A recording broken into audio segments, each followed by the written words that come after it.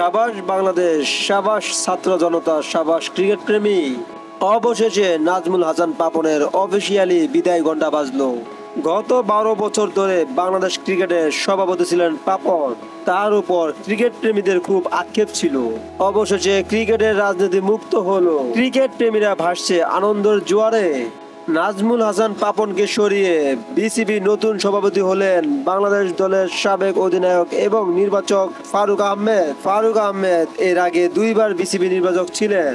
তিনি নির্বাচক থাকা অবস্থায় সাকিব আল হাসান, তামিম ইকবাল এবং মুশফিকুর রহিমের মতো তারকাদের পথ চলা শুরু হয়েছিল। আজ সেই মুশফিক, সাকিব, তামিমকে পেয়েছেন।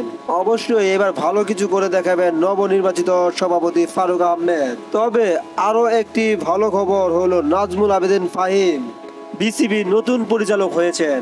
এর আগে এই পদে ছিলেন পরিচালক জালাল ইউনুস।